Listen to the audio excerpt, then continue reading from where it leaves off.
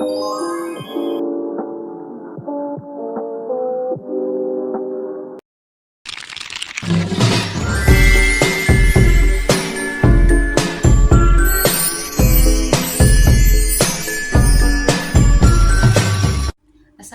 warahmatullahi wabarakatuh. Saya Iklim Abu Bakar dari kelas 3C Prodi Akuntansi. Di sini saya akan membawa materi tentang peran lembaga dan industri pendukung dalam pengembangan perbankan syariah.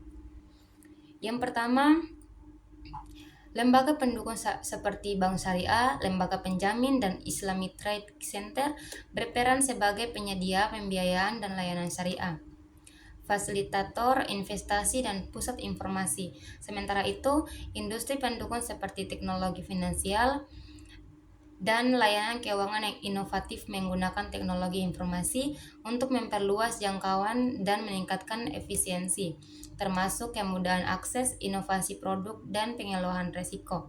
Sinergi antara lembaga dan industri pendukung sangat krusial untuk pengembangan perbankan syariah menjadi lebih sehat, berdaya saing, dan berkontribusi pada pertumbuhan ekonomi yang inklusif pada berkelanjutan. Ada peran lembaga dan industri pendukung. Lembaga pendukung yaitu yang pertama ada Bank Syariah, menjadi penyedia utama layanan perbankan syariah termasuk pembiayaan tanpa riba, investasi syariah, pengelolaan aset, dan layanan perbankan dasar. Nah, yang kedua ada lembaga penjamin biaya. Lembaga penjamin biaya syariah yang pertama itu yang kedua menjamin pembiayaan dan disalurkan bank syariah terutama ke UMKM dan sektor real dengan melakukan investigasi dan memberikan pendampingan kepada nasabah agar layak mendapatkan pembiayaan.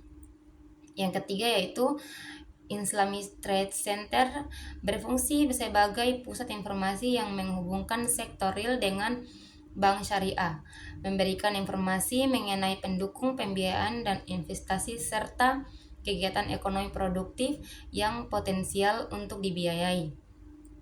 Nah, itu yang ketiga.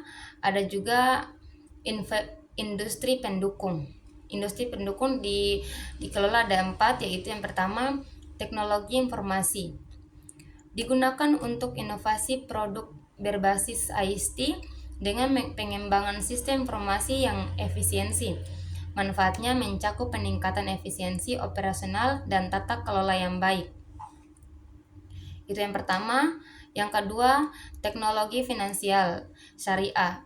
Memberikan solusi keuangan syariah yang lebih mudah diakses, terjangkau, dan inovatif untuk menjangkau segmen masyarakat yang lebih luas, termasuk grassroots. Yang ketiga yaitu inovasi produk dan layanan. Pengembangan produk dan layanan baru yang inovatif seperti layanan digital bertujuan untuk memenuhi kebutuhan pasar yang terus berkembang dan meningkatkan daya saing. Yang keempat yaitu kerjasama dan kemitraan. Jalinan kemitraan strategis antar bank syariah, lembaga keuangan syariah lain, dan sektor-sektor ekonomi terkait sangat penting untuk sinergi modal dan teknologi dan pemenuhan kebutuhan pasar yang lebih luas.